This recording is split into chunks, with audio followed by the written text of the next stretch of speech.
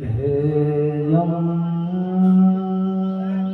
सदा परिभवगणभीष्टदोहम्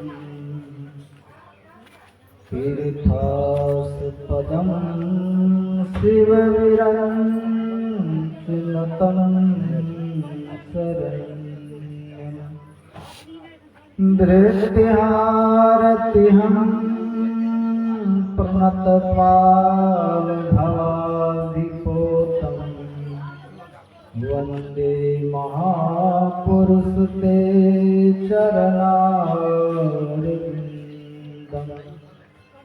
आदिगुरुदेव अनादिगुरुदेव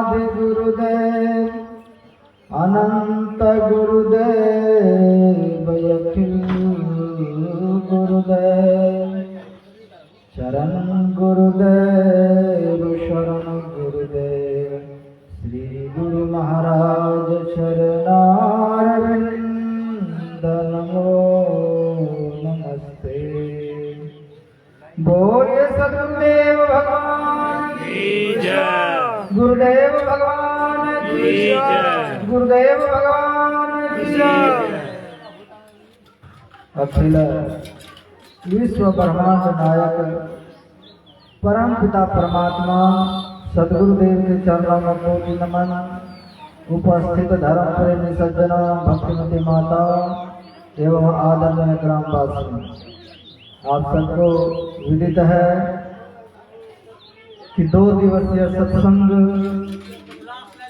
इस बिरवास गांव में परम आदरणीय लाल मोहन जी अपने सुपुत्र गौतम जी के सर्विस लगने के अपार हर्ष के साथ यह सत्संग संत मत का रखा गया है। हम लोग संत मत के मूल ग्रंथ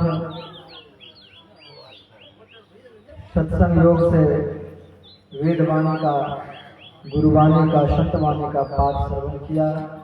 तत्पश्चात हम लोग सत्संग श्रवण किए। कुछ भगवान वेद हम सब मनुष्यों को संसार में जीते हुए संसार से पार जाने का सूत्र दिया है। इस राह पर चलकर जीव इस लोक में आनंद प्राप्त करते हुए परलोक की ओर गमन करते हैं। जिसके हाथों में ये सृष्टि है वह परमात्मा जो उनका गुणानुवाद करेगा, जो उनके शरण में रहेगा, मनवांछित फल जीव को प्रदान करता है। और जीव का एक ही कर्म है कि हम उस परमात्मा के प्रति कृतज्ञ बने रहें। जिन परमात्मा ने हमको सब चीज दिया है उनके प्रति कृतज्ञता हम प्रकट करते हैं। यही लोग पुष्प दे करके, कुछ फल दे करके, कुछ समय दे करके, कुछ अर्थ लगा करके, जिन परमात्मा ने हमें सब चीज दिया है। यह सत्संग उसी कृतज्ञता का एक रूप है जिस परमात्मा के स्मरण से, प्रयास से गौतम जी को यह अवसर मिला सेवा करने का।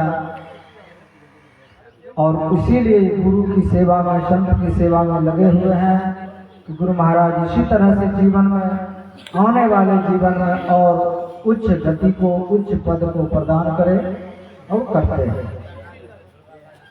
संपूर्ण भाव को पूरा करने वाला, मन की कल्पना को पूरा करने वाला सिर्फ इस धरती पर गुरुजन है। वह गुरु जो परमात्मा के स्वरूप हो चुके हैं, हम उन्हें कुछ सुनाते हैं, परमात्मा पूरा कर देता है। इसीलिए हम गुरुजनों को सुनाते हैं, गुरु महाराज को स्मरण करते हैं, गुरु महाराज को कहते हैं, परमात्मा पूरा कर देता है। कैसे पूरा करता है? आप पूरा भक्ति का मार्ग देख लीजिए। भक्ति के मार्ग में नवधा भक्ति का जो उपदेश है, उसमें भगवान राम ने सबरी जी को कितना सुंदर उपदेश दिया। भगवान राम अपने लिए कुछ भी नहीं कहते। क्या कहते हैं? हे सबरी, तू गुरु की सेवा कर, यही मेरी भक्ति। ये कहा आप संतों के संग में बैठे, इससे परमात्मा प्रसन्न। आप सत्संग सुने, इससे परमात्मा को खुशी। आप अपने गुरु महाराज के चरण दाम दें, इससे परमात्मा खुश है। हर विचित्र बात है। सेवा कर रहे हैं गुरुजनों को, कुछ खिला रहे हैं गुरुजनों को, परमात्मा क्यों प्रसन्न होगा? संग कर रहे हैं गुरुजनों का, परमात्मा क्यों प्रसन्न होगा? गुरु के वचन को हम मान रहे हैं, परमात्मा क्यों प्रसन्न होगा? संतोष पूर्वक हम रह रहे हैं, परमात्मा क्यों प्रसन्न होगा? पूरे नवधा भक्ति में यही है। हम अपने इंद्रियों को दमन करके भजन में लगा रहे हैं, इससे परमात्मा को खुशी। हम दूसरे में दोष नहीं देख रहे हैं, इससे हम पर परमात्मा खुश है। हम सरलता पूर्वक जीवन यापन कर रहे हैं, इससे परमात्मा को खुशी मिलती है। अपने लिए कुछ भी नहीं कहा।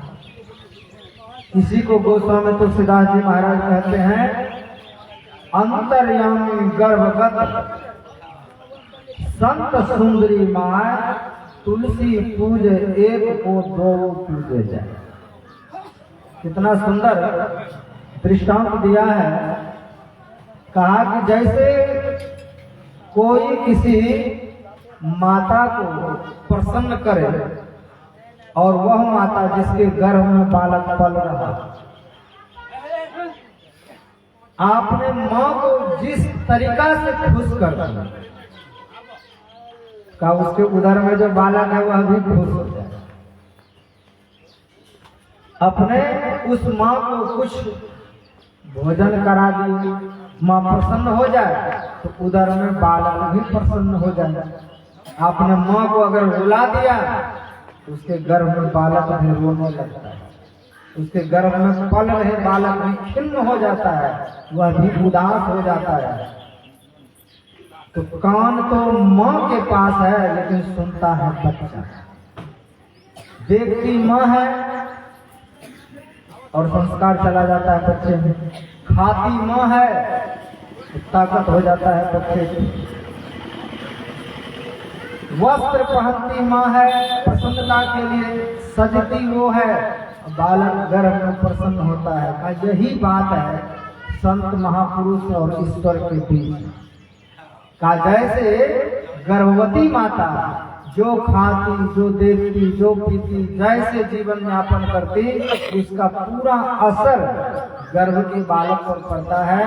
का उसी तरह संत महापुरुष का जीवन जैसा का आपसे कुछ लेकर के खा लिया, लेकिन गर्भ में, हृदय रूपी गर्भ में जो बालक रूपी साईं पल रहा है, वो प्रसन्न होता है। गुरु नानक देव जी को उनके पिता ने कुछ सामान लाने के लिए दिया, और सामान लाने दिया तो उसने क्या किया? रास्ते में गया और देखा ये संत महापुरुष हैं, उसको तो दिया था जाओ बेटा कोई पैसा लो व्यापार करो। तो गुरु नानक देव जी महाराज विचार करते हैं ऐसा सुंदर व्यापार वो कहाँ होगा? वो पैसा महात्माओं को भोजन करा था। भोजन जब करा दिए तो तब से वहां पर कहते हैं अभी तक भंडारा चलते रहता। दादू दयाल जी महाराज जा रहे और जाते हुए बालक था छोटा सा, तो उसके पिताजी ने 1 रुपया दिया था कि जाओ कुछ सामान लेकर के आ जाओ। तो जाते जाते रास्ता में एक महात्मा जी मिले। अब महात्मा जी मिले, सोचा 1 रुपया महात्मा जी को दान कर देते। तो महात्मा जी का हाथ में पैसा दिया, तो महात्मा जी कहते हैं बेटा ये रुपया हम क्या करेंगे, कुछ खाने का चीज ला दो। तो बालक दौड़ते हुए गया एक पान की दुकान में, ये खिल्ली पान ला करके महात्मा जी को दे दे। महात्मा जी जब पान खा लिए, कहा बेटा तुमने फेंकने वाला ही चीज दिए हो, अब बताओ फिर की कहाँ फेंक।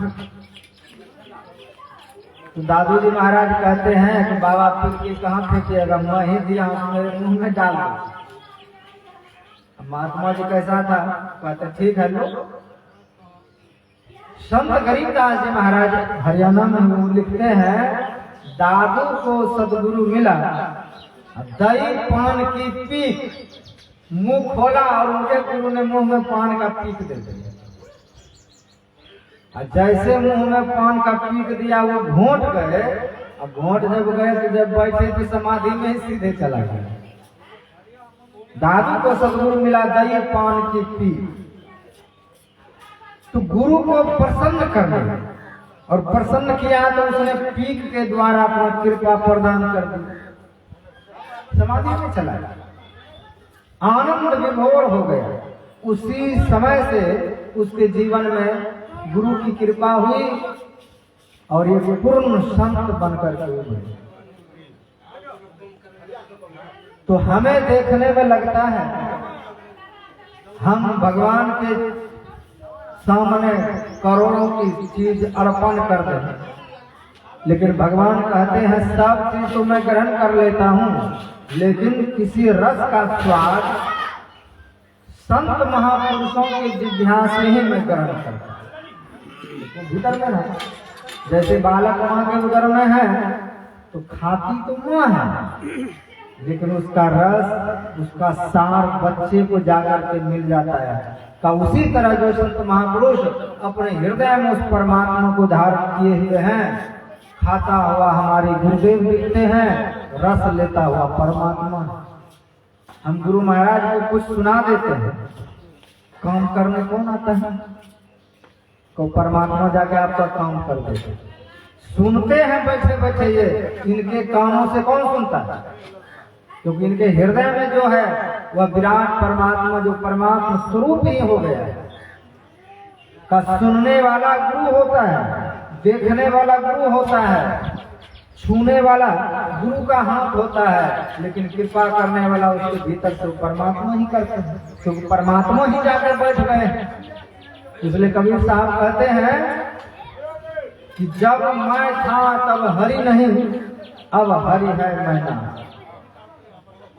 का जब तक मैंपन रहता है, जब तक जीवात्मा जीवत्व दशा रहती है, तब तक परमात्मा नहीं रहते। और जिस दिन ये जीवत्व मिट गया, जीव भावना को आपने मिटा दिया, तो उसी दिन ये बदल करके परमात्मा स्वरूप हो जाता है। तो बड़े ही सुंदर गोस्वामी जी कहते हैं, जैसे माँ को जिसने प्रसन्न कर लिया, वह बालक उदर में बिल्कुल प्रसन्न रहता है। इसीलिए जिसने गुरु को प्रसन्न कर लिया, वह परमात्मा भी उसके ऊपर सदैव प्रसन्न रहते हैं। ये प्रसन्नता की सबसे सटीक उदाहरण है। हम परमात्मा को प्रसन्न करना चाहते हैं, हमारे गुरुदेव प्रसन्न हो जाए। तो गुरु जब प्रसन्न हो जाए तो परमात्मा स्वाभाविक रूप से प्रसन्न होता है, और प्रसन्न हो करके आपकी प्रसन्नता का कारण बनता है, आपको भी प्रसन्न कर देता है। गुरु प्रसन्न तो ईश्वर प्रसन्न, ईश्वर प्रसन्न तो आप भी प्रसन्न। आपको भी जीवन में जो कुछ चाहिए वो तमाम चीज प्रदान कर देते हैं। इसीलिए कबीर साहब कहते हैं, जाकी लगन गुरु को नहीं, क्या बताया, ते नर खर का वो गधा। गधा क्यों कहा? कुकर, कुत्ता है। ते नर खर कुकर सम जगवान, वृथा जन्म गवान। तो कहा वो गधा है। गधा कैसे? का जिसको परमात्मा से लगन नहीं है, वो अपना जीवन संसार के लिए जी रहा है। संसार में अनाप शनाप इतने कर्ज कर रहे हैं, इतने वजन बढ़ा रहे हैं, कहा हद से ज्यादा अपने जीवन में संसार का बोझ ले लेना का ये गधे का काम। गधा ये पेट खाता है किसी का, और दुगुना बोझ उससे ढुलवाते रहते।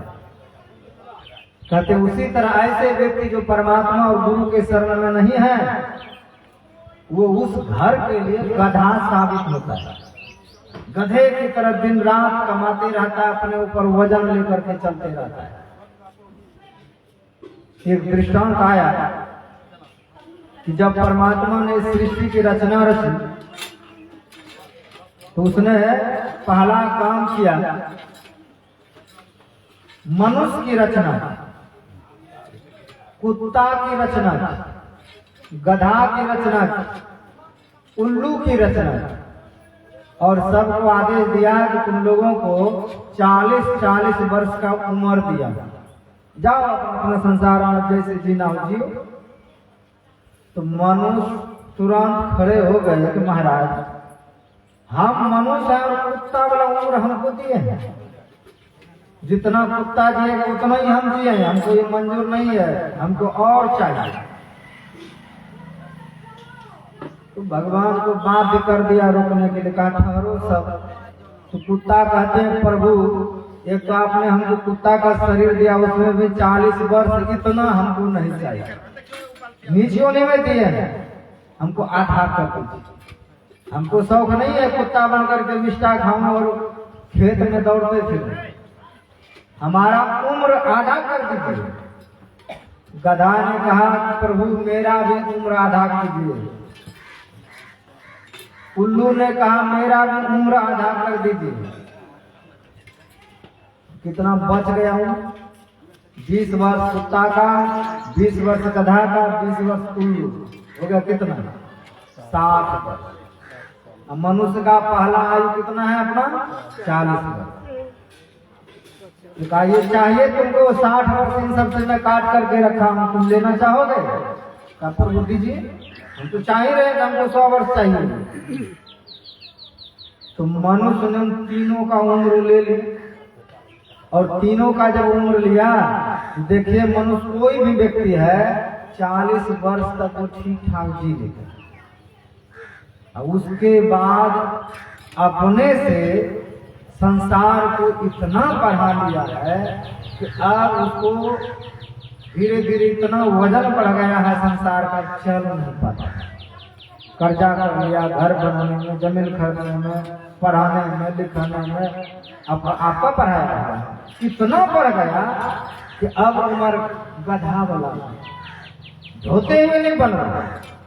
आपने बढ़ाया है दुनिया में आकर, परमात्मा ने आपको अकेला भेजा था, सन्यासी बना करके, नंगा फकीर बना करके, वजन तो आपने न बढ़ाया, और इतना बढ़ा लिया कि अब चल नहीं पाते हैं। कितने लोग जहर खा के मर जाता कर जाता। अरे दिल्ली सब में कितना हंगामा किया जो किसान के नाम, उन सब ने सरकार से कितने किस्त ले रखे।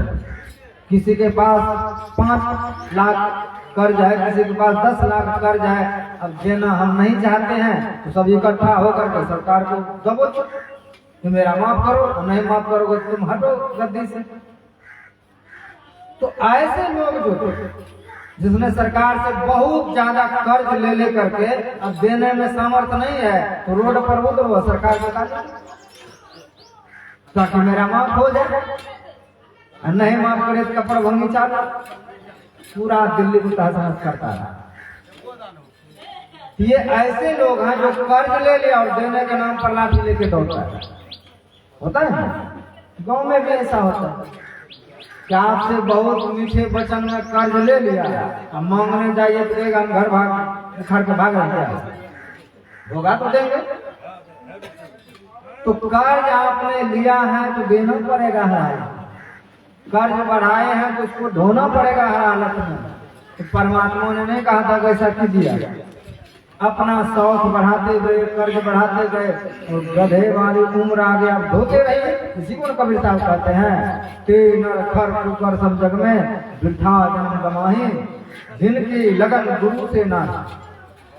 का हमारा जीवन गधे बनने के लिए नहीं था, भेजा था, अकेला बन गए यहाँ पर 10-20, और सबका वजन ढोते हुए कहर रहे हैं, कुहर रहे हैं। भक्ति से कोई लेना देना नहीं है, भजन आपको करना नहीं है। और जो भजन करेगा, भगवान की भक्ति में लगा रहेगा, उसका हिसाब किताब नपा तुलाना, हर एक चीज युक्त आहार विहार युक्त चेष्टा कर्म, उनका जीवन हर एक रास्ते पर सीमित रहा। और सीमित रास्ता जब जीवन में रहेगा तो जीवन गधे वाले नहीं होगा, जीवन भार से दबेगा नहीं, कुहरते नहीं रहेंगे।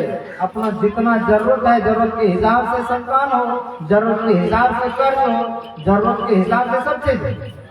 जरूरत से ज्यादा बढ़ा करके गधे की तरह जीने के लिए मनुष्य को नहीं कहा। आप मुक्त होने आए हैं फंसने के लिए। कत्ते नर खर्च कर संजग में, जिसको गुरु महाराज से प्रेम नहीं है उसका जीवन देखिए तो गधे से ज्यादा गया होता है। गधा तो एक बार ढो के जाता है फिर आराम भी कर लेता है, लेकिन मनुष्य के पास आराम नहीं है। जहर खा के लोग मर रहा है कर्ज के डर, तो हम कहां से देंगे? बढ़ाए हैं तो देना पड़ेगा। तो 40 वर्ष मनुष्य अपनी आयु सुख पूर्वक भोगते हैं, उसके बाद गधे वाली आयु आती है, ढोते ढोते कहते हैं। उसके बाद जब बुढ़ापा आएगा, अगर आपने बच्चों को उचित संस्कार नहीं दे पाए हैं तो आपका जीवन और ये कुत्ता का जीवन दोनों में फर्क करना मुश्किल हो जाए। आप चिल्लाते रहेंगे दरवाजे पर से, कोई पानी नहीं पूछेगा, जीते जी नहीं पूछता है। तो कुत्ता भी चिल्लाते रहता है, लाठी लेके दौड़ता है, मारता है, भगाता है। अंत में कुत्ते को क्या करना पड़ता है? चोरी करता है, दूसरे के घर में घुस जाता है, पेट नहीं भरता है तब गंदा चीज खाने जाता है। पालतू कुत्ता जब उसका पेट नहीं भरता खेत में दौड़ता है जिसका खाने, तो व्यक्ति गलत रास्ता पकड़ लेता है, फिर गाली गलौज करने लगेगा, झंझट करने लगेगा, विवाद करने लगेगा। ये क्यों होता है?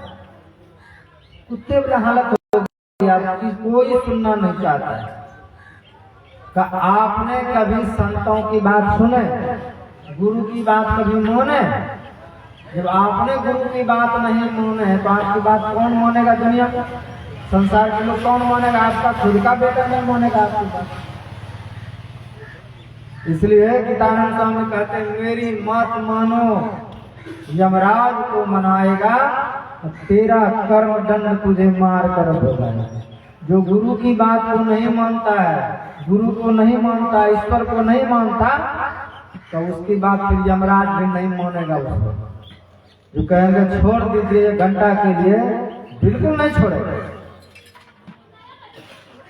तो जब कोई गुरु की बात को मान लेता है तो उसके पास यमराज को चर्चा ही नहीं करता है, आता ही नहीं। तो हमारे जीवन में कैसा होना चाहिए? हम गुरु के वचन को माने, उनके रास्ते पर चलने का प्रयास करें। गुरु महाराज से हमारी लगन लगी रहे हर वक्त, और जब लगन लगी रहेगी गुरु महाराज के रास्ते पर चलेंगे तो जीवन सुखमय होगा, सुख के रास्ते पर चलेंगे। इसलिए उस रास्ते का नाम ही रख दिया है सुख मना का, जहां पर जाने पर मन को सुख लगता है। वो एक ही रास्ता है शरीर में, सुख मना। और 9 रास्ता जो शरीर में दिया गया है, कहा एक क्षण के लिए सुख तो मिलेगा, हरदम मन को सुख नहीं मिलता। हरदम हमारा मन सुखी नहीं हो सकता है 9 रास्ते। ये जो 9 रास्ता शरीर में दिया गया है, इनसे सुख नहीं मिलता। आंख का काम है रूप को देखना। आपको कोई रूप बहुत अच्छा लगता है, कब तक उसको देख पाएगा? कितना भी अच्छा लगे, कब तक आंख से देख पाइएगा उस रूप को? फिर आंख दुखने लगता है, दुखते हैं। आपको टीवी देखने में अच्छा लगता है, फिल्म देखना अच्छा लगता है, अब कब तक देखेंगे फिल्म? कोई व्यक्ति आपको बहुत अच्छा लगता है, कब तक उसको निहारते रहिएगा? तो आंख भी छोड़ देता है। किसी की वाणी खूब सुंदर आपको लगे तो कब तक कान से सुनते रहिएगा, तंग हो जाते हैं। सत्संग ही ज्यादा देर हो जाते तंग हो जाएगा। का कान भी आपका सुख नहीं ले सकता है हर वक्त। किसी को खाने में खूब अच्छा लगता है, किसी को रसगुल्ला अच्छा लगता है, कितना रसगुल्ला खा लीजिए, अंत में उल्टी होने लगेगा, हमको अब नहीं खाना। तो जी का सुख समाप्त हो गया। इंद्रियों का सुख जितना है सब क्षणिक और तंग हो जाने वाला है। का एक ही रास्ता जहाँ तंगी नहीं आता वो है सुखमना। का एक बार मन अगर वहां पहुंच जाए तो व्यक्ति सदैव सुखी रहता है, सदैव उसको सुख मिलता है। सुखमना में प्रवेश करने पर का वहां से मन तंग होकर के कहीं नहीं जाए। गजा की लगन गुरु से नहीं, ते नर खर ऊपर सब लगन। का जब कुत्ता का जीवन आता है बुढ़ापे में, देखिए कैसा जीवन। कुछ ऐसे लोग हैं जो बुढ़ापे में अपने माता पिता की बहुत सेवा करते हैं। यहाँ तो मैं आता जाता रहा तो लाल मोहन जी के पिताजी जब थे शरीर में तो आते जाते थे, सेवा की। तो उस बुढ़ापे हालत में भी सेवा करता रहा, काम रोजगार छोड़ करके यहीं रहा जब तक शरीर नहीं छोड़ा, यहीं पर आ रहा। ये अपने पिता के प्रति प्रेम है, उसको कितना सेवा करना चाहिए, कैसे सेवा करना चाहिए।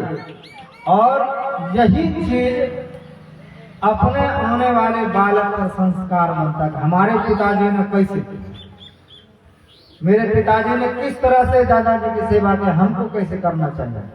ये सब पीढ़ी दर पीढ़ी सेवा भी उतर करके जाती है एक दूसरे में, संस्कार एक दूसरे में जाता है। यही तो संसार में है दिखाने के लिए, यही दिखाने के लिए हम अपने बच्चे को क्या दिखा रहे हैं, कैसा उसको बनाना चाहते हैं, वैसा खुद बने, वैसा खुद सेवा कीजिए, आपकी भी वैसी सेवा हो।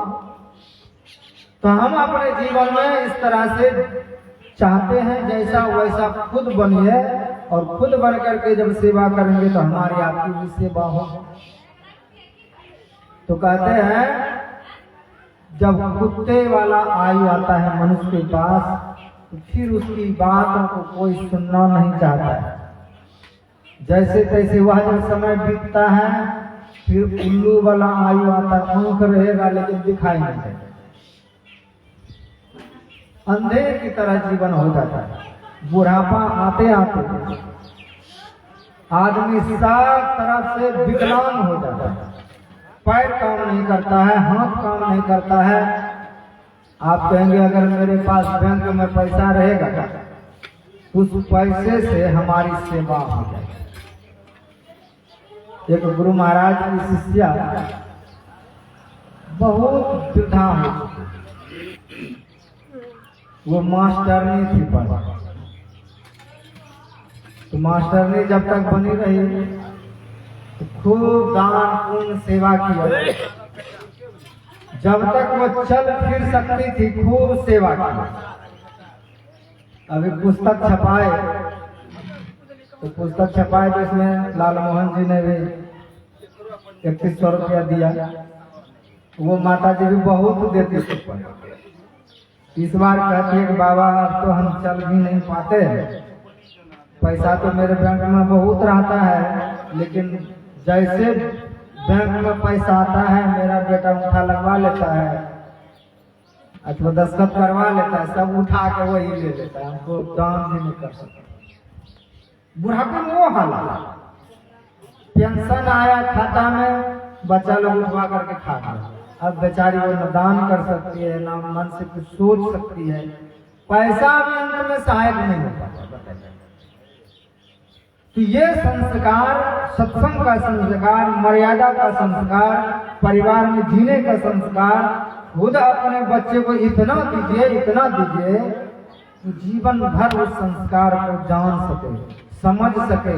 संसार में यही सुख का रास्ता कि जो हमने परिवार बढ़ाया है उसको संस्कार से ओत-प्रोत रखें। प्रणाम करने से लेकर के साधन भजन तक की बात उसके दिमाग में बनी रहे ताकि हमारी आपकी सेवा कर सके। हमारे आपके काम आ सके। इसीलिए जीवन धर्म में हो, हमारा धर्म से जुड़ करके रहे। तो संसार के लोग हमारी सेवा कर सके, अगर ये आशा नहीं है तब तो इतना भजन करें कि परमात्मा आकर के सेवा करने लगे। वर्तमान में एक चरित्र आया है, त्रिलोचन नाम के भक्त, पति पत्नी दोनों मिलकर के खूब सेवा की। जब महात्मा कोई आ जाए तो स्वयं भोजन बनाए, और ज्यादा महात्मा आ जाए तो पूरा भंडारा चले उसके यहाँ सब। धीरे धीरे शरीर जब वृद्ध हो गए तो दोनों पति पत्नी अब बनाने के लायक नहीं रहे कि हम उतना 10 आदमी का भोजन बना सकें। तो मन में उसको विचार आया कि एक कोई ऐसा नौकर होता कि मेरे यहाँ काम करता और जो महात्मा आए उसकी सेवा बर्दाश्त करता। त्रिलोचन जी बहुत बड़े धनाढ्य व्यक्ति थे। तो जैसे मन में ये कल्पना किया कि मेरे घर में कोई नौकर होता है, तो भगवान बालक का रूप धारण करके उसके दरवाजे पर आए और कहते हैं, सेठ जी मैंने सुना कि आप नौकर खोज रहे हैं। कहा मैं एक नौकर, विचार किया था कि एक नौकर हो जाता घर में। कहा बताओ तुम नौकरी करने आए हो? कहा हाँ मैं नौकरी चाहता हूँ। कहा तुम संत महात्मा की सेवा कभी किया है? यही तो मेरा काम ही है, संतों की सेवा करना। कहा भोजन बनाना जानते हो? कहा हाँ भोजन भी बना लेंगे। कहा संत महात्मा जो आएंगे उसके वस्त्र धो पाओगे, उसको पैर दबा पाओगे, उसको तेल लगा पाओगे, जो सेवा कर पाओगे? कहा महाराज यही जन्म जन्म से मैं सेवा किया हूँ, कर लूंगा सब। कहा इसके में तनख्वाह क्या लोगे? कहा तनख्वाह के रूप में मैं ये लूंगा कि मैं तो जितने महात्मा आएंगे सबका सेवा करूंगा, लेकिन मेरे लिए खुद आप भोजन बना के रखेंगे, आपकी पत्नी भोजन बना के देगा तभी हम भोजन करेंगे। मेरे लिए भोजन आपके घर से बनना चाहिए, बाकी सबका मैं बनाऊंगा। लेकिन याद रखिएगा मेरे भोजन के बारे में कभी कुछ नहीं बोलिएगा, नहीं दूसरी दिन नौकरी हम छोड़ देंगे। का नाम क्या है? का अंतर्यामी। अंतर्यामी उसका नाम।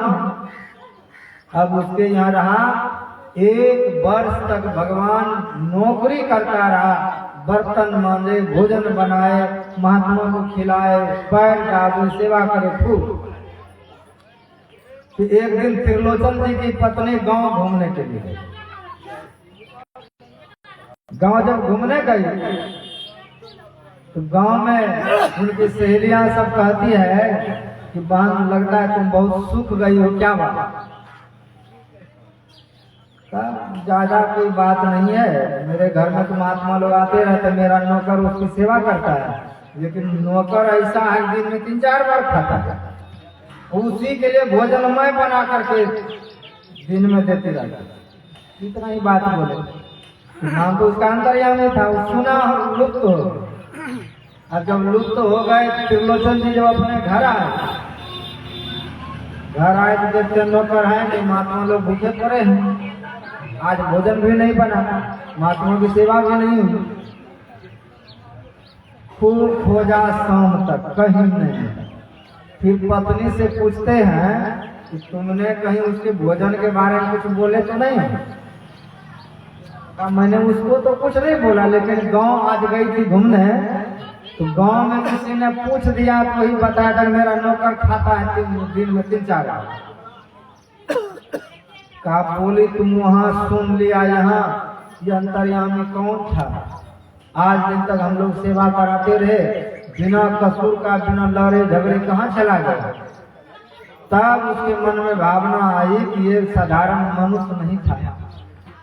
अनशन पर बैठ गए कि जब तक खुद मेरा अंतर्यामी आकर के नहीं भोजन बनाएंगे, खिलाएंगे, तब तक हम भोजन नहीं करेंगे। 3 दिन बीत गया, तब जाकर के अंतर्यामी प्रकट हुए। कहे त्रिलोचन जी, आप जो अपने गुरुजनों की सेवा करते थे, संतों की सेवा करते थे, इससे मैं प्रसन्न होकर के आप ये नौकर बन करके रहे और सब संतों की सेवा की। तो त्रिलोचन जी बहुत रोए, प्रभु हमसे अपराध हुआ, आपको नौकर बना के रखे। तो भगवान कहते हैं ये तो मेरा सौभाग्य था कि मैं संतों की सेवा के लिए नौकर बन करके रहे। तो अब क्या करेंगे? तो आपकी सेवा तो कर दिया और आप सेवा हमसे ले भी नहीं सकते, क्योंकि भेद तो खुल चुकी थी। तो अब सेवा नहीं ले सकते हैं। तो भगवान जो है किसी न किसी रूप में उसके यहाँ बने रहे। वो रूप तो मिट दिया, लेकिन त्रिलोचन जी का सेवा हुई। तो भगवान जो है, भगवान के प्रति जब आपका प्रेम होगा, उनके प्रति श्रद्धा होगी, तो किसी न किसी रूप में आपकी वो सेवा कराता रहे। भजन होगा तो आपके बच्चों से सेवा करवा देगा, भजन होगा तो खुद आकर के सेवा करेगा। अगर भजन नहीं है, गुरु के प्रति प्रेम नहीं है, तब तो बेटा है, धन है, गधे की तरह जी रहे, सब चीज है कुत्ते की तरह जी रहे हैं, सब चीज है उल्लू की तरह जी रहे हैं। क्या ये कब होगा ठीक? जब गुरु से लगन होगी तो गुरु महाराज आपके ही बच्चों से आपकी सेवा करा देगा, नहीं तो खुद मानव रूप धारण करके आपकी सेवा कर जाएंगे, आपकी सेवा कर जाएंगे। भगवान राम जब वनवास काल में थे, तो रामचरितमानस में प्रसंग आता है कि वह वनवास काल में अपने मित्र गुह निषाद से मिले और वहीं पर रात्रि ठहरे। निषाद राज भगवान राम से कहते हैं, प्रभु मेरा जो राज है आपका ही, आप चलिए अयोध्या छोड़ करके आए तो कोई बात नहीं, आप मेरे राजगद्दी पर बैठिए, मैं आपका सेवक बन के रहूंगा, वहीं पर आप राजा बन करके रहिए, सब दिन राजा बने हैं, राजकुमार हैं। तो राम जी कहते हैं, देखो तुम्हारे राजगद्दी की तो बात छोड़ो, मैं गांव भी नहीं घुस सकता, तापस वेश विशेष उदासी बन करके रहने का आदेश मिला है। तो सुबह भगवान राम जब विदा हो गए, तो निषाद राज जब अपने गांव गए हैं, घर लौटे हैं, तो अपनी माँ को, बूढ़ी माँ को बताया कि माँ आज मेरा मित्र श्री राम, लक्ष्मण और सीता तीनों आए थे शाम। उनके माता पिता ने वनवास ले दिया, इसलिए वनवास की ओर चले गए। तो निषाद राज की जो माँ थी कि मेरे पुत्र का मित्र तो मेरा भी पुत्र हुआ ना, राम मेरा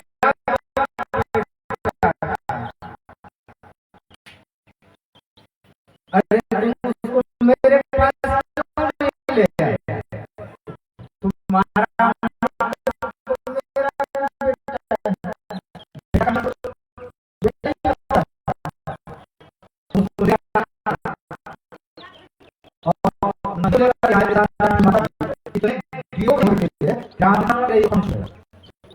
छूट गए। वही दूसरे जन्म में जाकर के वृंदावन में फल विक्रयणी बने। फल विक्रयणी जब बने हैं तो भगवान श्री कृष्ण अभी मात्र छोटे थे, 2-3 साल, उसी गांव में वही जिसको सिर पर टोकरी ले करके फल ले लो गाँव बेचती। उस गाँव में जैसे वो बिजली जब पहुंचती है फल ले लो, तो भगवान तो अभी माँ छोटे थे, तो दौड़ते हुए भगवान आए सड़क पर और कहते हैं कि माँ हमको फल दे दो। तो उसको लगाना, उस बुढ़ी माता को तुम्हें नीचे जा रहा, आज तक किसी ने हमको माँ नहीं कहा, ये बालक हमको माँ कैसे कहा। फल का टोकरी नीचे रखा, जाओ कुछ पैसा ले आओ, नहीं तो जाओ ले आओ, गेहूं ले आओ, आंगन। तो भगवान उस गले में लिपटते और लिपट के कहते हैं कि मेरी माँ यशोदा नहीं लेती है,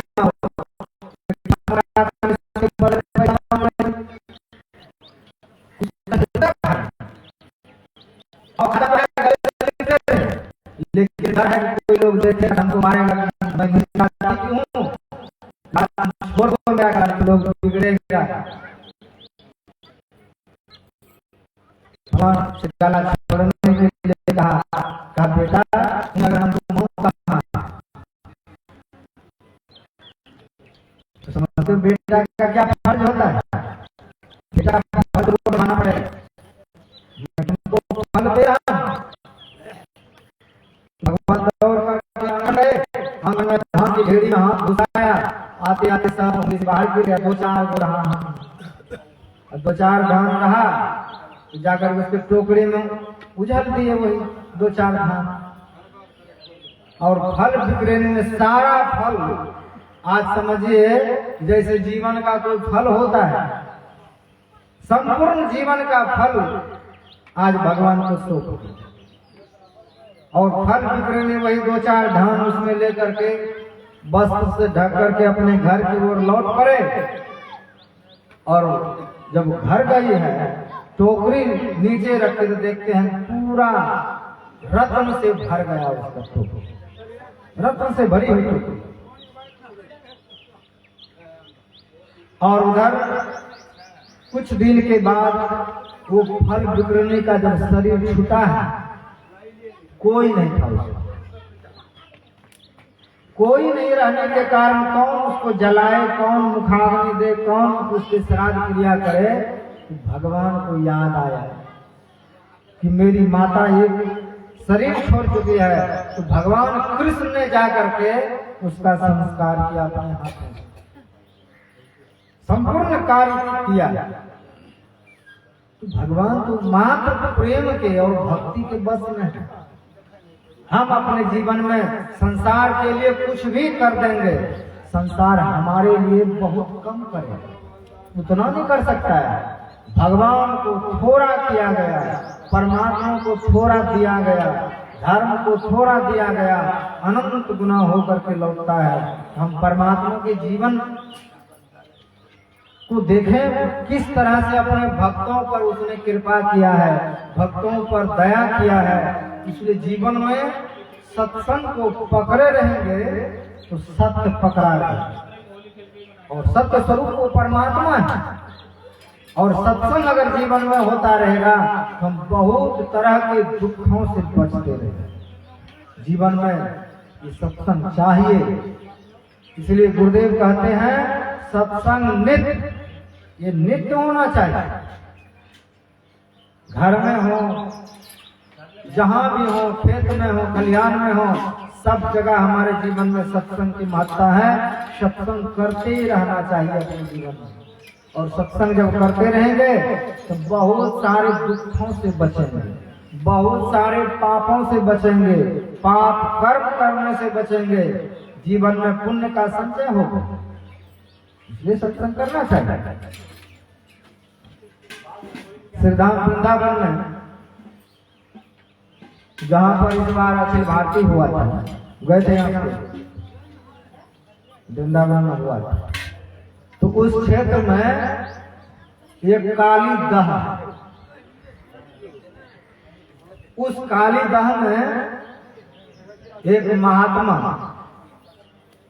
सौबरी नाम के, वो पानी के भीतर घुस करके ध्यान करते थे, और ध्यान इतना करते थे कि पानी का असर उसके शरीर पर नहीं होता, उसका चमड़ी नहीं सड़ता, अन्न नहीं भी खाते थे, पानी के भीतर रहते हुए तपस्या करते, लेकिन सत्संग नहीं करते। इसलिए गुरु महाराज ने दोनों को नित्य करा, सत्संग नित्य और ध्यान नित्य। एक जब छोड़ देंगे तो दूसरा पूर्ण नहीं होगा, एक करेंगे तो दूसरा होगा, दूसरा करेंगे तो पहला होगा, एक दूसरे के पूरक है। अब चाहेंगे खाली हम घर में बैठे बैठे ध्यान करें, सत्संग ना सुने तो भी नहीं है, और चाहेंगे सिर्फ हम सत्संग ही करते रहे, ध्यान नहीं करें तो वो भी फल नहीं देते, एक के बिना दूसरा फल नहीं देता। इसलिए दोनों तो सौभरी ऋषि थे, और ध्यान करने से तप करने से सिद्धियां आती हैं। तो पानी में रहते हुए उसने बहुत सारे सिद्धियों को उपलब्ध कर सत्संग छोड़ दिया। तो सिद्धि आना अलग बात है, और सदाचार पूर्वक जीना अलग बात है। जब सत्संग छूटेगा तो आपको समझाने वाला कोई नहीं रहेगा। सत्संग आपको रोज समझाता है, रोज ज्ञान मिलता है, कैसे हमको क्या करना चाहिए। हृदय में भय व्याप्ता है, पाप नहीं करना चाहिए। अपने आप के जीवन का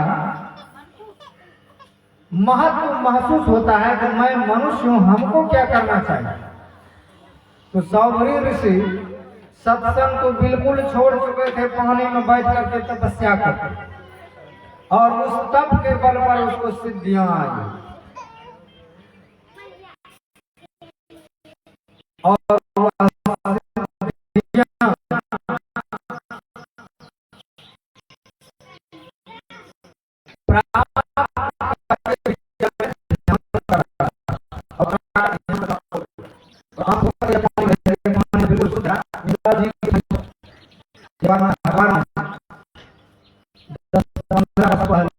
नहाने गए, किनारे बहुत सारे बच्चे डूब मार करके पैसे निकाल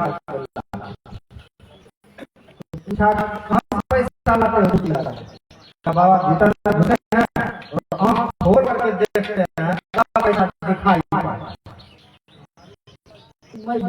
मैं देखे सही में डूब लगा तो पैसा दिखाई पड़ा।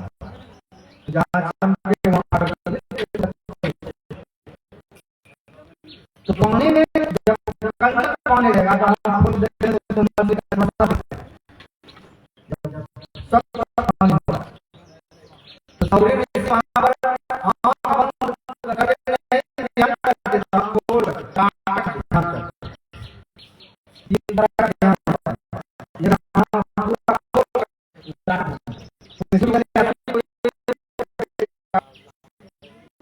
देखने मात्र से उसका मन जो है गलत रास्ते पर चल पड़े।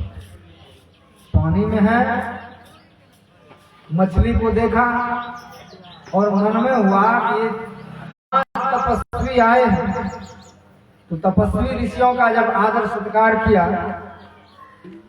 तो सौभरी ऋषि कहते हैं कि हे राजन, मैं कुछ इच्छा लेकर के आया। का महाराज आप प्रधान जी बोली का मैं विवाह करना चाहता हूं, और तुम्हारे पास 50 बेटियां हैं, इसलिए मैं घुमा फिरा के नहीं बोल रहा हूं, हमें विवाह करना है और तुम चाहो करा सकते हो।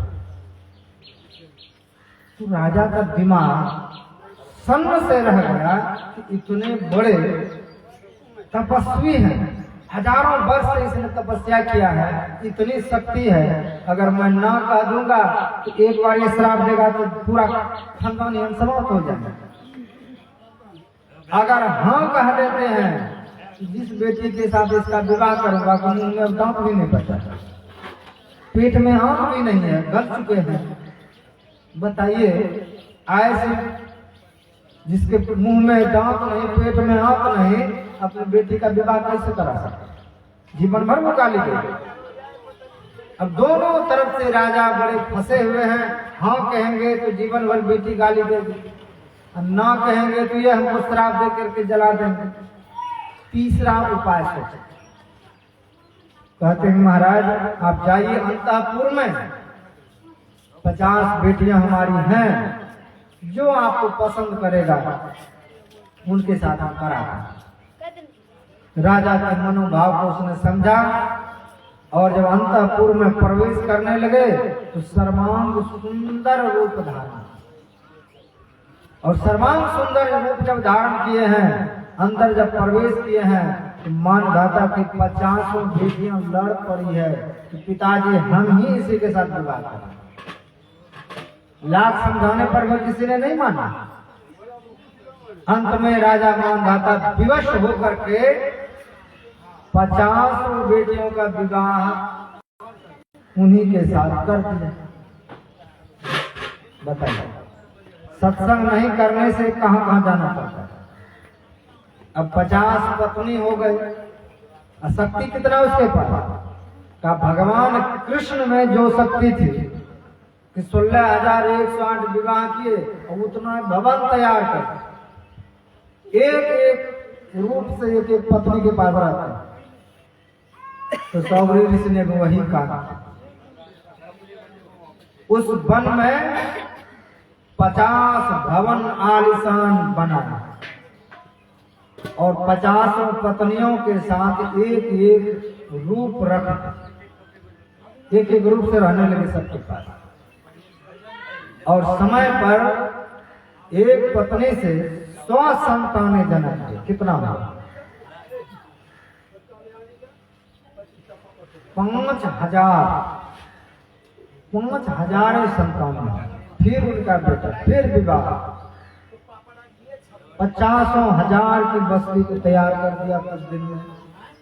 और एक दिन जाकर के सौबरी ऋषि को याद आता है कि अरे आज मैंने स्तुति विनती कुछ भी नहीं किए, संध्या वंदना नहीं किए। तो पत्नी कहकर महाराज चलिए छत पर ले गया। क्या देखिए कितना बड़ा ये नगर है। नगर तो बहुत बड़ा है। क्या बड़ा कहाँ से आया? ये आपका ही खानदान है, आपका बेटा पोता पुतोहू का ये पूरा नगर बसा हुआ है। आज कहते हैं हमने ध्यान नहीं किया, इतना देर से कहाँ गए हुए। तब उसको याद आया कि एक मछली के कुसंग के कारण 50 कन्याओं से विवाह किए और इतना बड़ा हमने नगर तैयार किया। तब सौबरी ऋषि को याद आया कि जीवन में सत्संग भी करना जरूरी है और ध्यान भी करना जरूरी है। एक को पकड़ेंगे तो गिरने से कोई नहीं बचा। आपको कौन समझाएगा? इसलिए रोज सत्संग हो, रोज ध्यान हो, रोज आगे बढ़ने की बात हो। अगर ऐसा हम नहीं करते हैं तो हमको कोई नहीं समझा पाएगा। पाप मत करो, चोरी मत करो। इसलिए रोज रटवाते हैं गुरु महाराज क्या नहीं करना चाहिए। सत्संग नित और ध्यान नित रहिए करत संलग्न हो। आप बहुत मजबूती से कीजिए।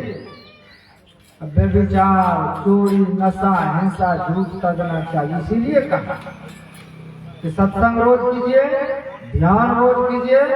क्या नहीं कीजिए? का व्यभिचार नहीं, चोरी नहीं कीजिए, नशा मत खाइए, हिंसा मत कीजिए। इन तमाम पापों से दूर रह करके सत्संग नित और ध्यान नित जब हम करेंगे तो हमारे जीवन में यह धर्म का रास्ता, सुषमना का रास्ता, अंदर का रास्ता, परमात्मा की ओर जाने वाला रास्ता, जिन द्वारों से महापुरुष गए हैं, जिन द्वारों से नानक कबीर फरीद गुरु महाराज गए हैं, का वह द्वार हमारे लिए खुलेगा और हम वहां तक पहुंच पाएंगे। यही जीवन का लक्ष्य है। तो संत कबीर साहब कहते हैं कि हमको इस रास्ते पर चलना चाहिए।